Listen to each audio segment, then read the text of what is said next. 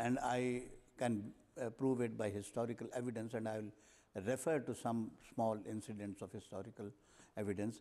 There was always a virus of fundamentalist lobby within the All India Muslim League.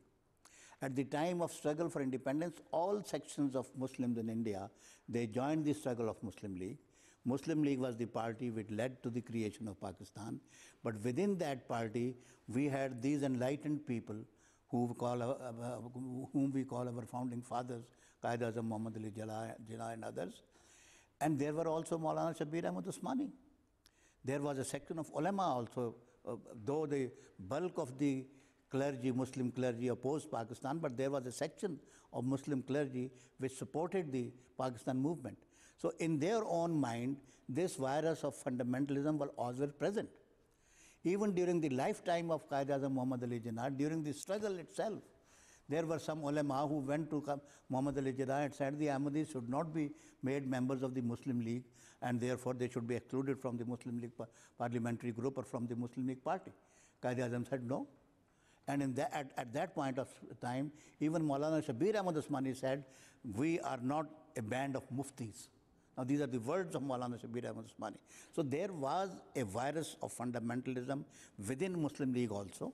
So when Pakistan came into being and Qaid-e-Azam was no longer on the scene, and the grip of the founding fathers on account of political schism within the party, this virus came up, and they started playing their role.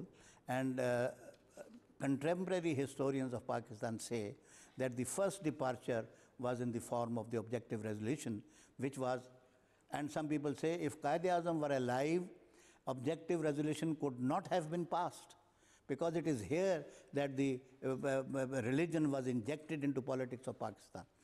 That may be true wholly, that may be true partly, but I am only showing you historical development.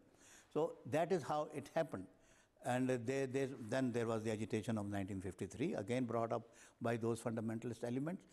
And then again, this religious group was given strength by a constitutional amendment of 1974, where the constitution meddled with politics.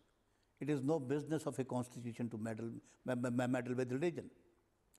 Constitution is a political setup. There is a long debate which I could possibly dilate on that subject, but this is not the occasion. Maybe we'll have some other program on that. And I understand there are some other programs coming on within MTA or somewhere at some point of time, but there's a long history. So the politics intermingled with religion. It started for the first time in 1974, which was the death knell of Pakistan's political life. Thereafter, the society was fragmented. The religion got the upper hand. Then the other sections, sects, Sipahi Sahaba and Sipahi Jash-e-Muhammad, as if the Holy Prophet and his companions were fighting between themselves. Then other sects, then the Sunni movement, then the Ahl Hadith movement. So the society was fragmented. And that was done on the basis of this, and a further impetus was given by Ziaul Haq. Ziaul Haq used politics, used religion for his political ends, because he was seeking legitimacy of his illegal rule. So this is how we departed from our fundamental vision of secular Pakistan. And this is an unfortunate history, and we are now reaping the seeds which had been sown by these people. Unfortunate it is, but the only answer of all these problems is we go back to the original vision of Pakistan founding fathers. Jazakallah, Mujib Sahab. I mean, if I could just pick on a particular point, you talked about the fragmentation of Pakistani politics, the Pakistani constitution, the whole political establishment through the intervention of religious extremism. The question which is often begged on a more general sense, that should religion, politics, constitution ever overlap, is there a place for it? And in the context of Pakistan, the fact that Pakistan was set up as the Islamic Republic of Pakistan wasn't the base of the establishment of Pakistan religion. Islamic Republic of Pakistan is the nomenclature which came much later in our Pakistan's history.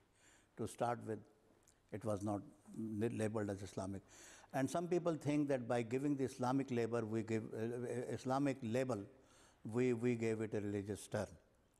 But the point is, it is true that religion and politics, in a particular limited sense, cannot be separated. Religion pervades every sphere of human life. A religious man will be governed in his conduct and behavior by religious values, even in politics, even in his business, even in economics.